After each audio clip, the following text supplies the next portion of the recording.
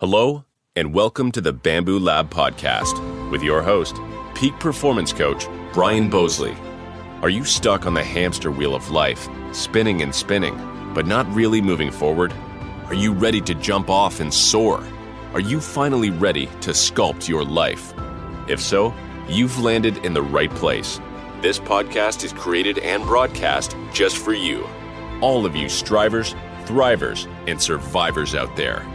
If you'd like to learn more about Brian and the Bamboo Lab, feel free to reach out to explore your true peak level at www.bamboolab3.com. Welcome, everyone, to this week's episode of the Bamboo Lab podcast. As always, I'm your host, Brian Bosley, and today we are on episode 131.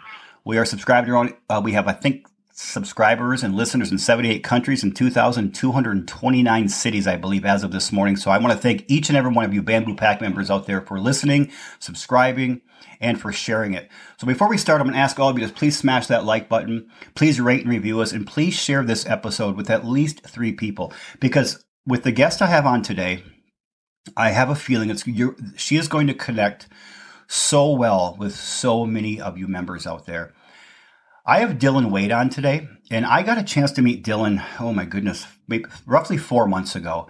And I have the privilege of talking with her on a consistent basis and hearing her story and listening to her wisdom and her life experience and just this amazing energy she brings to all of us here on this earth that I said, hey, I need to get you on. And she right away said, of course, I would be honored. So, ladies and gentlemen, let's all welcome Dylan Wade to the Bamboo Lab podcast. Welcome, my friend. Hi, Brian. Thank you for having me. Oh, it's a pleasure. You know that. Well, let's jump into it, Dylan. Now, I have gotten to know you very well since roughly the beginning, late June, early July of this year. But can you please share with the Bamboo Pack members out there a little bit about yourself, maybe your childhood, your family, who or what may have inspired you, whatever you want to share? Yeah, absolutely. I am married to my best friend. My husband is my ride or die. I'm a mother of 5 beautiful children, but I'm also a bonus mom to our 2 oldest. So we have 4 girls and 1 boy. Poor kid is outnumbered. But so the oldest is 13. We've got almost an 8-year-old next month, a 5-year-old, and a 4-year-old. They are Irish twins. So that was an interesting experience.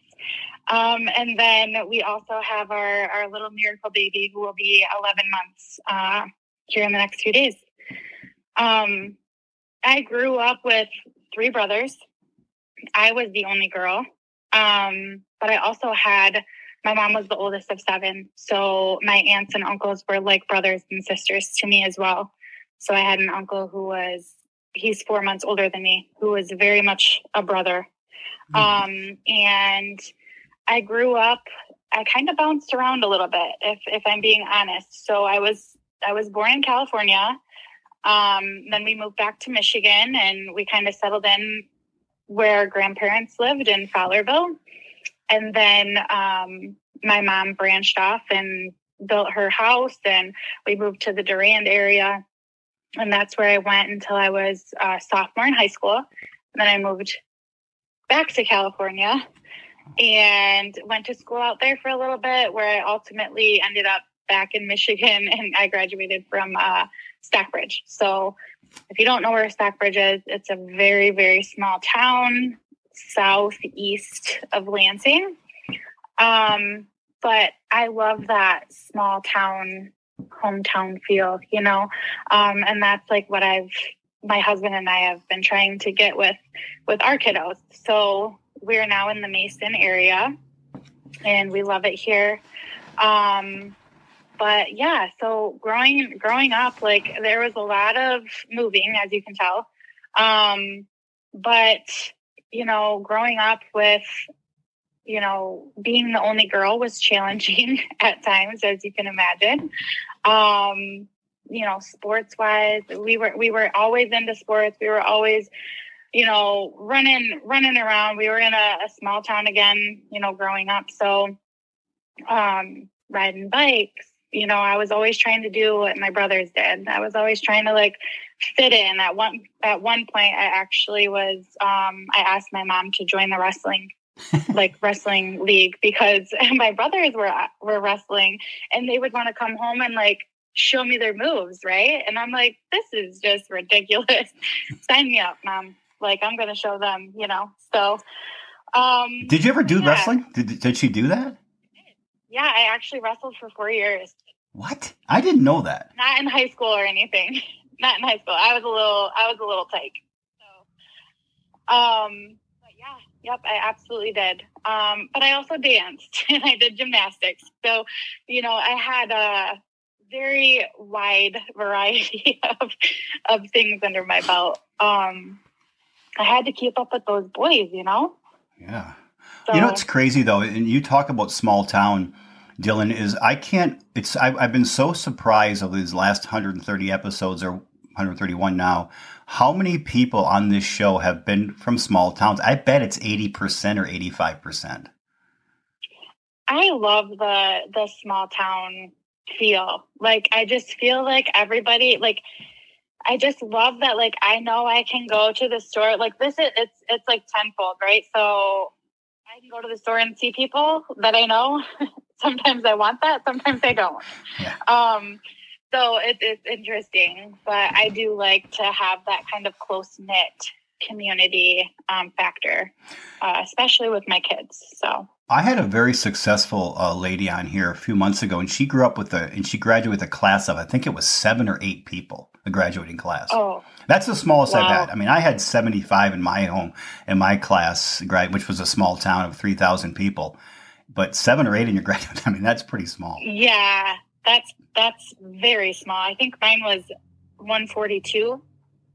Okay. So, but yeah, had I graduated from, if I stayed in California, then, that would have, I think our class was like 1,000. Yeah. I think it was ridiculous. I think my son's was like almost 400, maybe 389 or something like that. So it was a Class B school in Michigan. That's a big school. It's Class B. That's huge. Yeah. Yeah. I think that's what it was. I could be wrong, but I think that's the number I remember.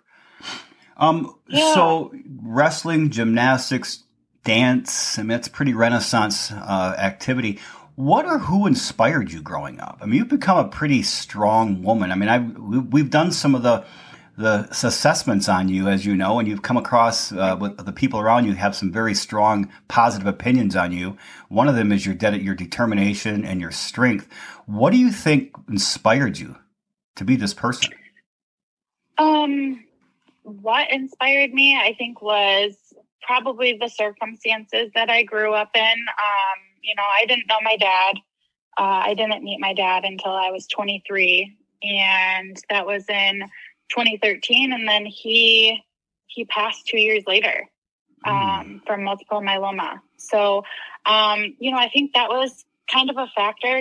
Like, I didn't have a father figure, so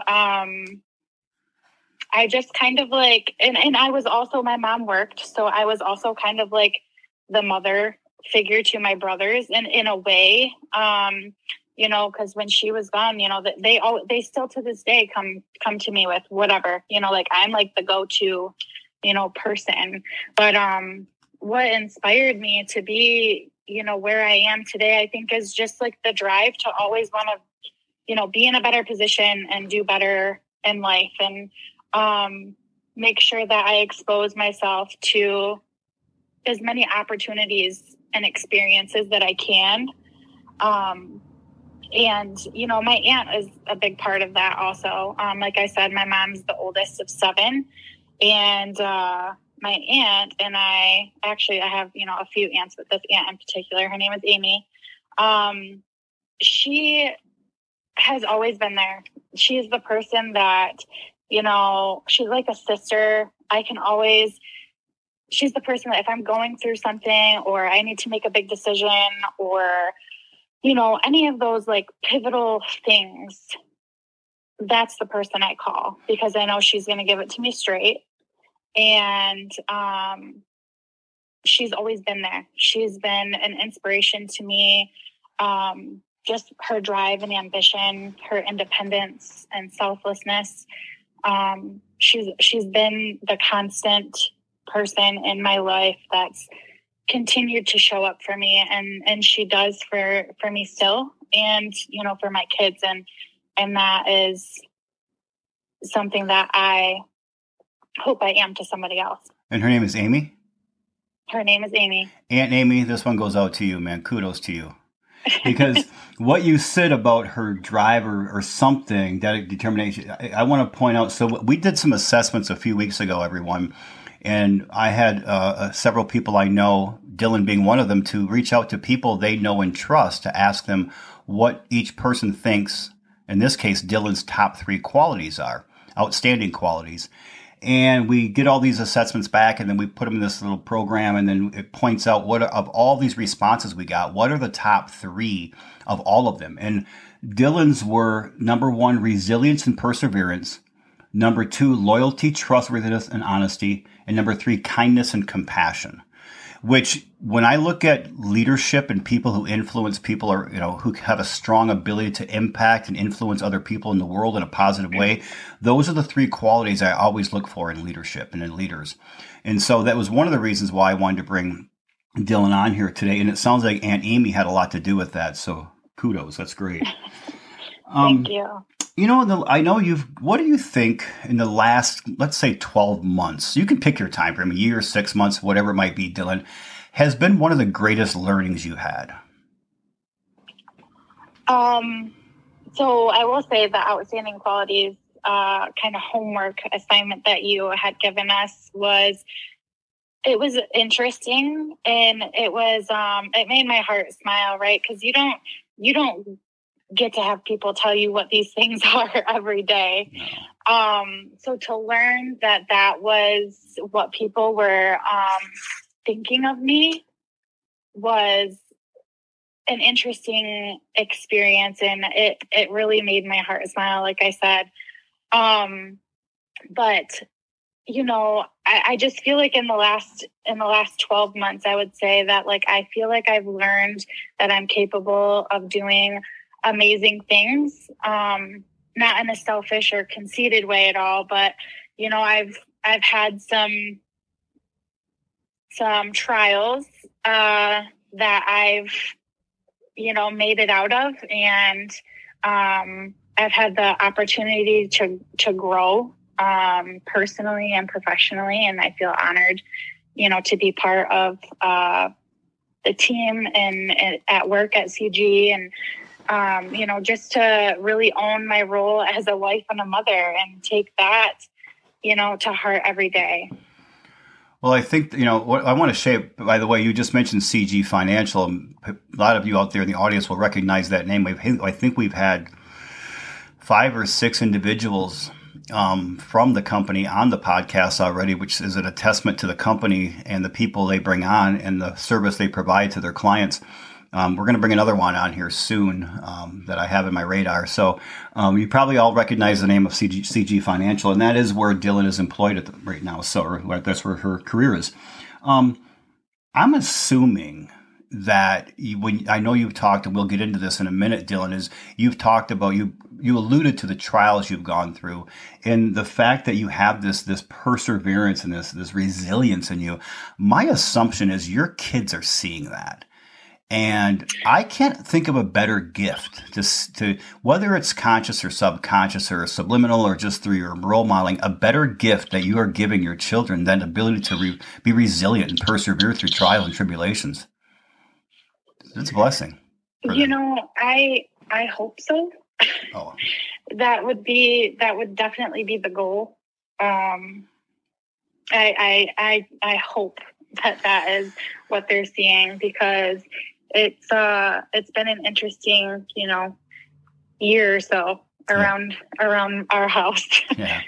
Well, I can attest to that. You know, my mother, you are just a younger version of my mom in the way I think you probably parent and what they're experiencing. You know, my father died when I was 4.5, and my mom left us with 5 children.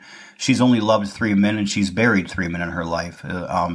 Over the course of her 89 years. And I've seen her resilience and her strength and her fortitude. And she never talked about it Like it was just, you saw it. I got to witness it over these years, and that just has spread to her children, to her grandchildren, now to her great grandchildren. So trust me, they're picking up on it. They're soaking it in, and it's going to make them much, much better people. There's no doubt. Oh, thank you. Thank you. I appreciate that. All right. Now to the question of the day. And I think we both know where we're going with this, Dylan, is what is one of the most difficult challenges you have gone through in your life? And can you talk us through that and how you are and have gone, how you've pulled yourself out?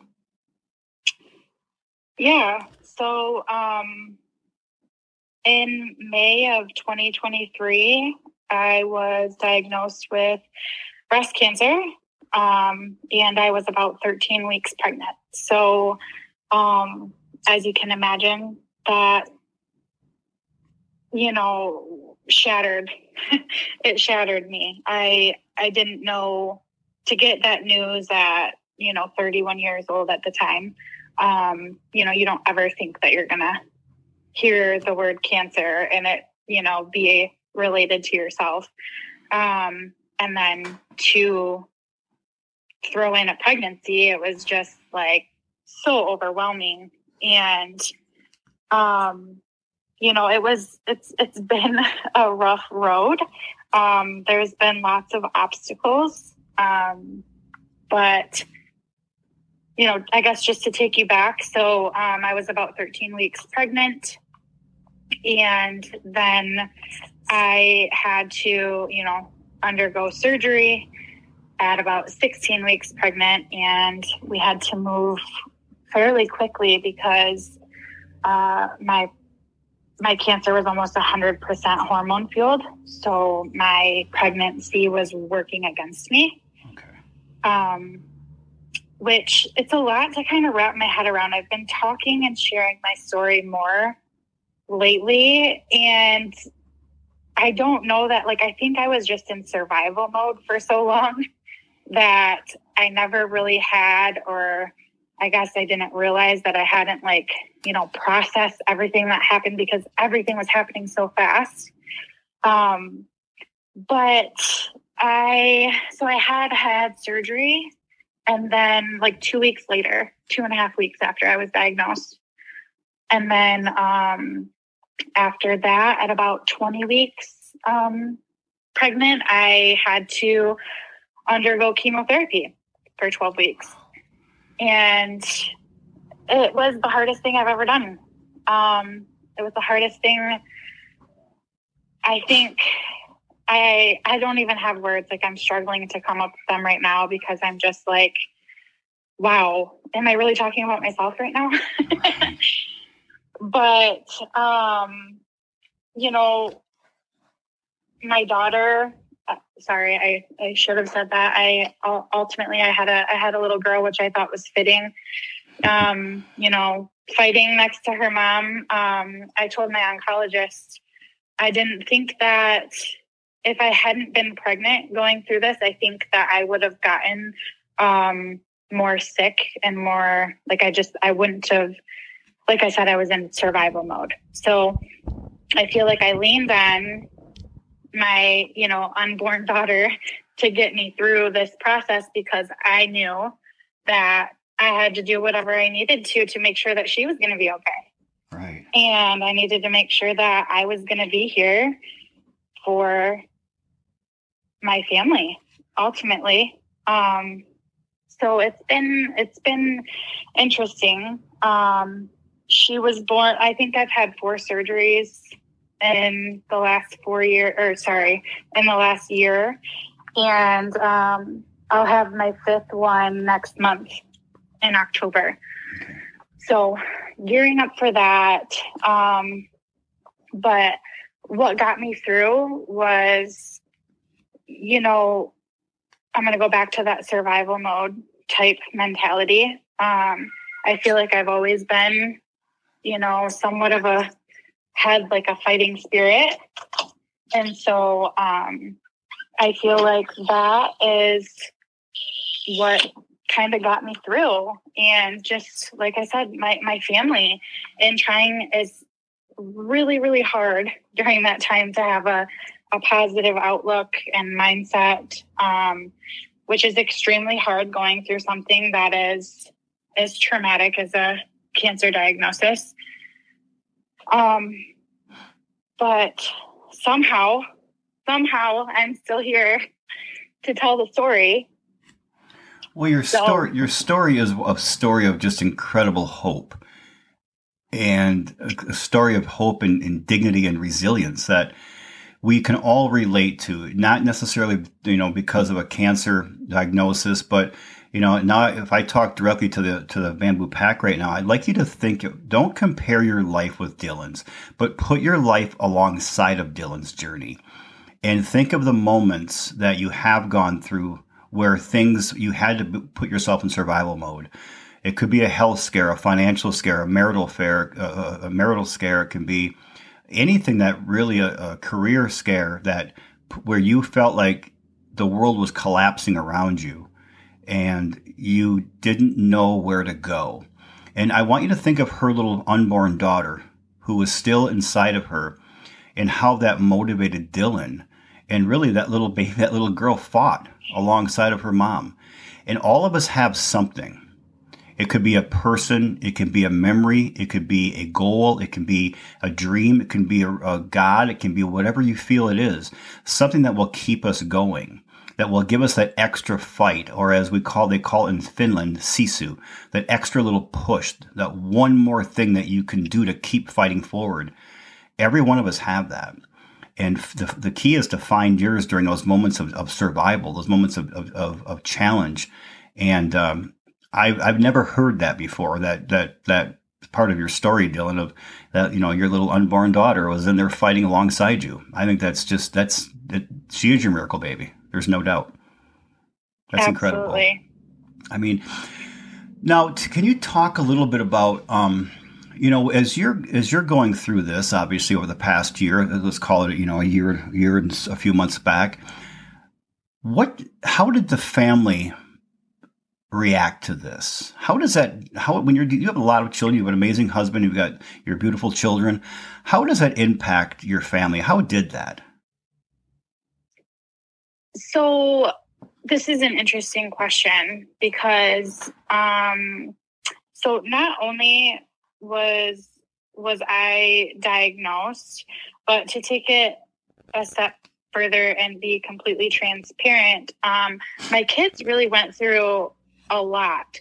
So in February, they lost their grandfather, which was my mother's dad. And then in March, they lost her husband, so my stepdad, so another grandfather. And then in July, my husband lost his grandmother, and then 5 days later lost his grandfather. So in a 5-month span, my children lost 4 grandparents, and their mother was going through a cancer diagnosis. I looked different. I lost my hair. I was growing a human. So, I have this belly now. There was so much change. And I think that was hard for my kids, just them being so little and it being so hard for them to understand all of this change. It was like nonstop. We just kept getting hit.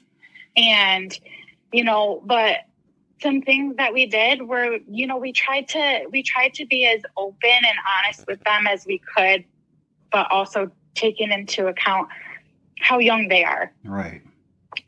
So last year, the 2 little ones, it was their first year of school. So then you throw that all in there. It was chaos. I'll say that. But, just being able to have that open kind of forum for them to be mad, be angry, be sad, be happy too, because we had a lot of happy moments. And we celebrated birthdays and, we did all these things. And I feel like we put a lot of energy into the kids because we wanted to keep things as normal and stable as we could during this time of all the changes, like everything was ever changing. So it was hard. It was not easy. And I feel terrible too, because it's like, how do you explain all of this stuff to such little minds? But at the end of the day, when they saw like Dad and I, and like, you know, we tried not to like let it take the focus every day. You know, of course I had like bad days, but we tried to surround them by family and friends and, you know, like a positive, happy atmosphere. And, you know, when we weren't able to do that, then that's when like family and friends stepped up and they were able to help and take the kids for the day or the weekend. And this is where Amy comes in again, you know, kind of helps me out and does all the things, you know, like, so, and, you know, just trying to make sure that like they still had an outlet and opportunities to still be a kid when Mom and Dad had to have like their, you know, game face on, essentially. Yeah, and I think it takes an incredible amount of strength to create calm around you when there's a storm brewing inside you. You know, so often we have storms brewing inside of us, and we just let those storms come out and create chaos around us on the outside. And it takes a special kind of person and a special level of strength to be able to, you know, control the storm that's brewing inside of us, but yet create the calm for others around us. And it doesn't work 100%, but as much as we can. When we can try that and attempt to do that, that's a certain level of dignity. It's a certain level of compassion. It's certainly a certain level of strength that I didn't realize about the loss of 4 grandparents in 5 months. I had never heard that before. Yeah. Yeah. It was chapter to your story. Yeah. 2023 was, an interesting chapter, if you will. But that's the beauty of it. Interesting. It's just a chapter. Yep. The book is still being written. Absolutely. And I'm grateful for that. I know you are. Wow. That is, I learned a lot more in the last 10 minutes than I knew over the past 4 or 5 months working and talking with you each week. I really have. I mean, whew. Well. Yeah, it's a lot to swallow. It is. I have a whole new level of respect for you. Oh, thank you. Well, now that we're, you know, you're still got stuff you're going through. You have surgery coming up here next month. But what would you say right now for you at this state in your life, this position, is considered a win? What do you call a victory? Right now, I would say being able to share my story. I was fortunate and lucky enough to have been invited on the Bamboo podcast, along with a couple other, what's the word I'm looking for? Sorry. Kind of not commercials, but kind of, like promotions. Opportunities to, promote and share my story and get involved more with the breast cancer community. And so brain fog is still a thing from chemo. So I forget what I'm saying every once in a while. I apologize. But yeah, I would say that's my win, being able to share my story in hopes that I can help somebody that's, you know, either in this position or in a similar position, knows somebody that's going through, a diagnosis like this and, you know, give them hope. Like you said, I feel like that's like my mission now. Like my purpose, I feel like is much larger than what maybe I thought it was last year. And so I'm happy that I'm able to have these opportunities and use these platforms to share my story and get it out there for anybody who may need to listen to me, or, you know, I can be a resource to somebody going through a similar situation. That I think is is the biggest win that I can think of. I can't think of a bigger one either, because it impacts so many people. And I think what your story gives more than anything, it gives hope. And even if the person who it might, obviously directly somebody who's been diagnosed with breast cancer or some other type of health diagnosis, but anybody who's going through something challenging in their life that they think that, oh my gosh, I don't think I can get through this. I mean, again, parallel yourself next to Dylan and say, yeah, she has and she is, I can too. And it can be anything. But I think your story, if I could put anything out there, it is a story of nothing but pure hope that you give people. Like, yeah, we can survive this stuff. Thank you. We can get not only survive, but thrive. Yes, absolutely. I mean, absolutely. When I talk to you each week, there's nothing that comes out of your aura other than positivity and great energy. It really is. And that's exactly why your assessment came back with the 3 outstanding qualities. That's really what that means. You give off this good aura, and we're all better off for it. And now you're just getting out. You're spreading your aura of hope to a lot more people. In the last 2 weeks, you've started to talk. Yeah. Yeah. You were a little. We won't talk about. I won't give any specifics, but Dylan has been had the privilege of talking to one major or company that all of us will know and share her story on camera, and then to another more local organization or more regional operation. But this is her first time on a podcast, I believe. Yes, first time on a podcast. We're the inaugural. What an honor. Yeah. This won't be your last podcast. It's an honor to me. This will not be your last podcast. I'll guarantee that. Oh, I hope not. I hope that I can continue to do it, but I'm glad that I got to start here. Yeah, I am too. It's an honor. Well, that was just luck of the draw. I knew you, so I was the first one to jump on it. This is probably my favorite question I ask the guest, Dylan, and that is, if I were to come down to your neck of the country today or the world, and I was to bring my time machine, and you and I are going to jump in it. You're going to go back to any state, any point in your life, maybe when you were 23, when you met your dad, maybe when you're 18, just some point earlier in your life.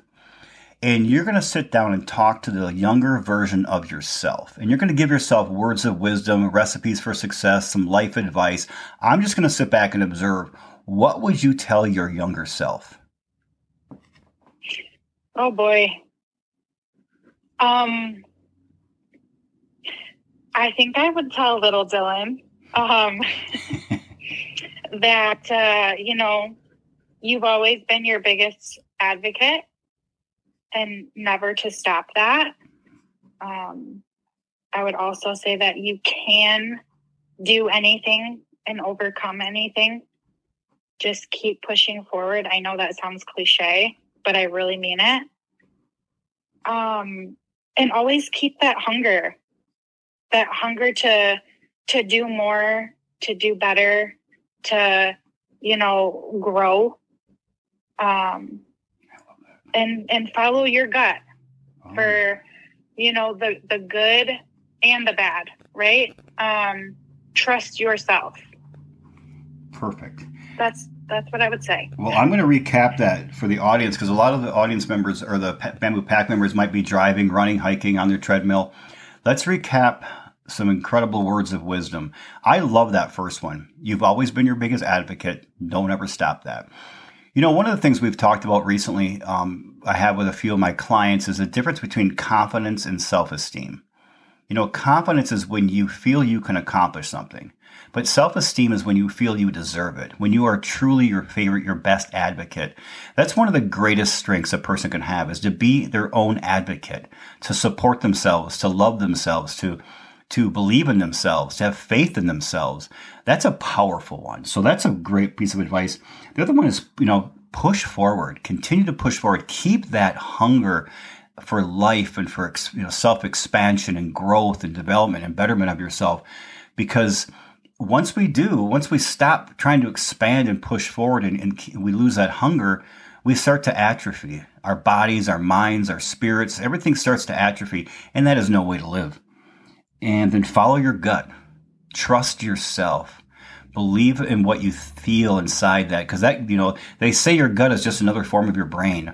It's just connected to your brain. So when you feel it, trust yourself. Great words of wisdom. All right. What's next for you? I mean, I know you have your surgery coming up. I know you're really making some marks in your professional life. Is there anything next that you see in life that you see coming up?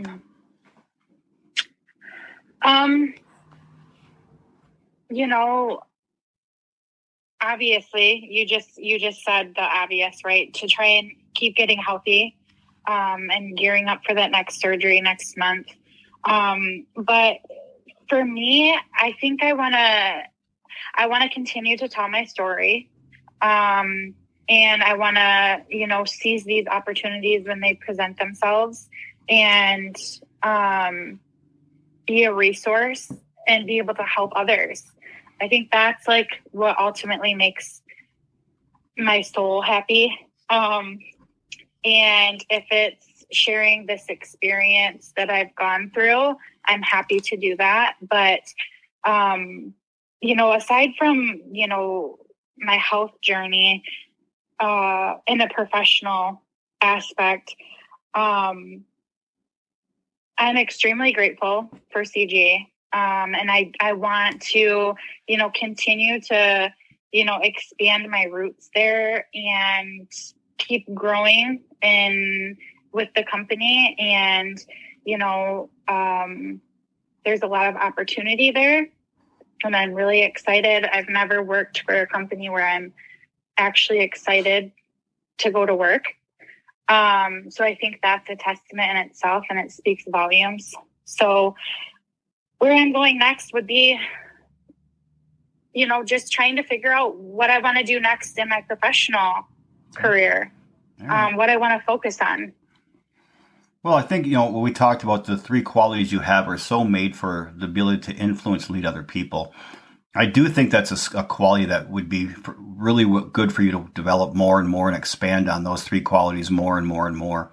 And that also within those qualities gives you the ability to share your story more. And I'm going to reach out to anybody out there who would like to hear more of Dylan's story, or perhaps wants to put them on a show or interview her. Reach directly out to me first, and then I'll pass anything on to Dylan and let her dissect if she wants to engage at any time. So if you have any podcast shows, books you're writing, TV shows you're producing, or whatever, reach out to me and I'll pass anything on to Dylan.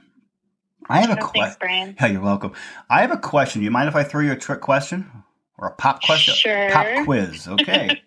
All right. This might take a minute for you to think of. Okay. So if we could eliminate all of your fears that you have inside, all of your irrational fears, for the next 7 days, take away every irrational fear you have for the next 7 days, what would you do differently this week?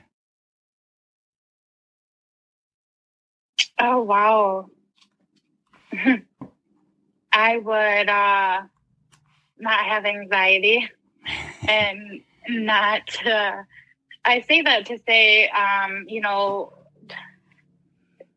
when something hits you like this, I don't know that I'll ever not keep looking over my shoulder. And, kind of always it's in the back of your mind that, you're going to have a reoccurrence or something's not going to work out or, whatever the case may be. I would eliminate that. Okay. and, just focus on being happy with my family and creating as many memories as I can. And, taking those snapshots in my brain of all these moments that my husband is happy and my kids are happy and we're just living this life that is, living life by design, creating the life that we want without any worry.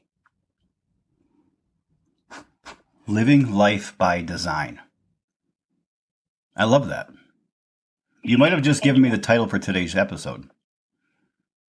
Oh, okay. That's a good one. The thing Thank is, you. when the podcast is done, it goes through this editing process. It's AI, and they always give a bunch of suggestions. And most of the time, they give you 5 or 6 to choose from. You don't have to. I can bypass them, but usually they have one good one in there. But probably 60% of the time they have a good one. But usually I have to change it or create my own. I think I found mine for today. So I guess if you look, cool. I like that one. So, but can I ask you a question? What does living life by design mean to you? So living life by design is, taking all the things in your life that keep you going, the things that you can focus on that bring you happiness and peace. And, it might even be like wealth or, the things that just ultimately, like, they make your soul at peace, and putting those into your daily routine. And, you're not stressing, you're not worrying about the next thing. You're not, you don't have angry thought, like you're putting all of that and you're focusing on the good. That's to me what living life by design is. I like that. So I think it would be good for a lot of people to actually to articulate what brings their soul peace, what brings them happiness, and and contentment. What makes them smile and laugh, and write that down, because I think a lot of times we chase dreams that then we step back later on. It could be years later and say, the dream really wasn't what made my soul happy. The career choice or whatever it might be. It was the moments I spent with my children or my parents or my grandchildren or my husband or my wife or my partner, or with my best friends, or it was time I was fly fishing or hiking or whatever it might be, is to write those the journey. The journey. And putting those things down now on today, listing them down and saying, what brings me what brings my soul peace? What makes my heart smile and laugh? And say, okay, how can I indoctrinate these into each day to make sure that I do not let these things go? Because call it what it is, Dylan. We live in a society where we wait until we have time before we do the things we love. We're going to do this when we retire. One day I'll do. When I have this, I'll do. When I make enough money, I'll do this. And those days never really come. Yeah, they you're really right. don't. You're exactly right. I was talking to my mother. I spent 4 days with my mother last week, and we were talking to one of my uncles, and I said, it's interesting. He worked really hard all of his life, and he raised a family.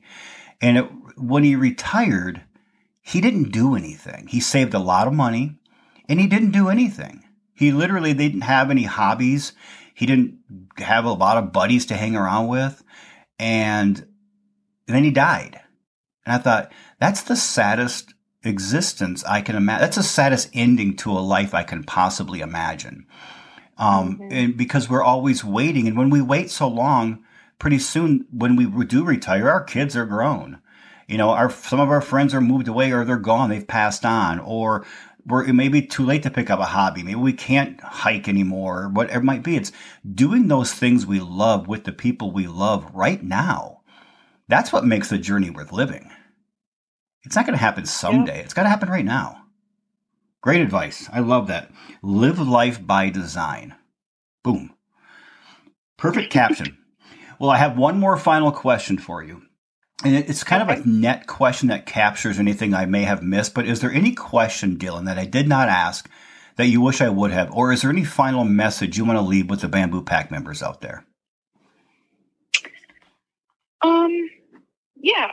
So I do this thing, and I learned this from my uncle, and it's where you have a power word, right? So, ours is relentless. And when I think about this word, if I'm going through life changes or, just challenges, life challenges, work challenges, if I'm feeling down, if I'm feeling great, I think about this word and I just say, I am relentless. It hypes me up kind of. it's like this trick that I learned along the way a few years ago, and I've kind of kept it with me. And it just reminds me, like, I'm relentless. I'm never going to give up on myself. I am my number one fan. I can do anything. And it just, like, I'm relentless in the pursuit of being, like, the best I can be. And it just, like, brings me back to focus. Right. And so I encourage you to find your own power word, and, hopefully it can have that same effect on you and kind of just ground you a little bit in the chaos of life. But I found that to be an interesting thing, and I just wanted to share that with you guys. Perfect. I've never heard anybody say it that way, a power word. I love that. Relentless. Mine is expansion. Okay. I like that. Doing that true peak identity exercise, I realized that I have the word expand in there a lot. Was it just a few months ago? I'm like, wow, that word must mean something to me. Because you always think I use the word success or growth or betterment. I'm like, those words they're so cliched. But what is it word? Really, to grow, to be successful, whatever that means to each individual, really means to expand every day, to expand your comfort zone. Just to expand. I love that. I never thought of it as a power word, though. It's kind of like I'm ready, I'm excited, I'm grateful. Those are 3 power words, I guess. But that's a power statement, I guess. Absolutely. Yeah. I love it. I think, like, it's like, don't forget about yourself, Right. It's easy to get lost in life, and when you're a spouse and a parent and you're a career focused individual, and you got to treat yourself like someone you're responsible for helping, and when you do that, then you just become better every day. Have we talked about doing the photo exercise of yourself when you're a little girl? No. Oh, well, here's an exercise that we would have gotten to. We talk a lot about, you said something really important there, is don't forget about yourself.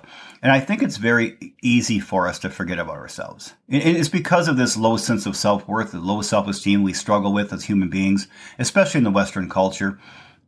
And it's an exercise of going to the old shoebox, metaphorically, in your closet and getting a picture of yourself when you were a little boy or a little girl.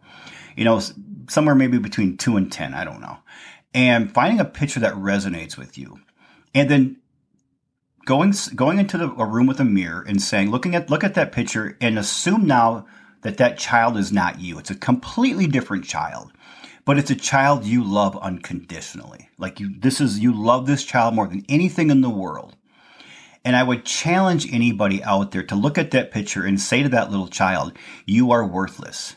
You do not deserve happiness, success. You do not deserve to chase your dreams. You do not deserve to to reach your full potential. You won't be able to do it because you love that child. You don't know it's not you. It's just a child you love, but it's a picture of you. But I'll guarantee many of us can say that to ourselves. We subconsciously or consciously tell ourselves every day that we're worthless. We're not deserving of success.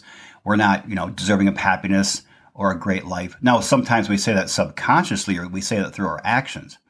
But then we look back and realize that child, you are that child. You are just a few more years behind. You have just a few years behind you than that child does. And then now look at that child and ask her and say to that child, look at that child, that picture, and think about how easy it would be to say, you are so worthy. You are so full of love and beauty, and you deserve to have the happiest, the healthiest, the most beautiful life possible. You deserve to chase your dreams and reach your peak potential. It's so easy to say to that child those kind of things, but you can't say the negative things to that child. It's so hard, but we say it to ourselves. And then when you can do that to that picture of you, then connect that picture and say that picture is just a picture of me. I just have a few more years behind me. And then look in the mirror and say those exact same things to yourself in the mirror. It's so powerful to look at that little child, that little version of yourself, and say powerful things to that little person, because you know that person deserves the best. But for some reason, when we get older, we fail to connect that little child that we love so much, that is deserving of so much love, is now the same person we are, just We're just more experienced, but we're the same DNA. We have the same soul. We have the same brain. We're just a little bigger, a little older. So I think when we can connect with our, I don't like to use the word inner child. I think it's been so cliched and bastardized over the years. But when we can connect with the fact that that picture of that little child is just you, and when you can look at that little picture and show unconditional love to that little child, you are really showing unconditional love to yourself. And you're doing exactly what you said. You're not putting yourself last. You're not forgetting about who you are. And that's a really good exercise to do. I think next week we would have talked about that, so we just got a head start on next week's work. So, but that's a good exercise for anybody to do. And I think I did a podcast on that a couple of years ago, on it. But well, any final thing you want to share? I mean, you've shared so much wisdom here, and I have a funny feeling we're going to get a lot of emails on this particular episode, because again, what people are looking for is the stories of hope. They want to be able to walk alongside your journey and say, man, Dylan's doing this. She's conquering this. I'm conquering what I can conquer. And you've accomplished exactly what I was hoping you would, and a lot more today, Dylan. So I thank you so much. Yes, thank you so much for having me and giving me a platform to continue to share my story. I am so appreciative, and I feel extremely blessed to be here. Well, the honor is all mine for sure. So you were an amazing guest on the Bamboo Lab podcast, and there's just I'm a little more speechless than I normally am at the end of a show. So this one hit me a little harder than most in a good way. So you gave me a lot of goosebumps, and you even gave me some tears that I hid behind my microphone and my little pop cover that I have over a microphone. So I'm glad we weren't on YouTube today. I'm glad this was not a video.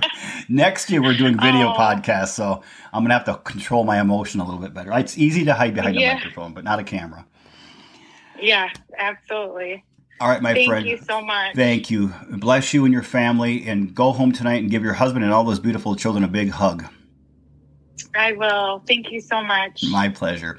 Everyone, I want to thank you for tuning in today. As I said at the beginning, this is going to be an episode you want to share with at least 3 people. So I'm going to recommend 3 people that are going through something, have gone through something, or will go through challenges, which is everybody you know. Just share this out there. Let people hear the hope, the courage, the resilience, and the determination of Dylan, and let her spirit just kind of evade through them and really kind of inspire them to just keep pushing forward, to design, or to, what am I saying? Live life by design. My favorite quote of the day. I'll see all of you, I think, a week from today. I'll talk to all of you. In the meantime, please get out there and strive to give and to be your best. Please show love and respect to others, and remember to show that back to yourself as well. And please live with passion and purpose. I appreciate each and every single one of you. Until next time.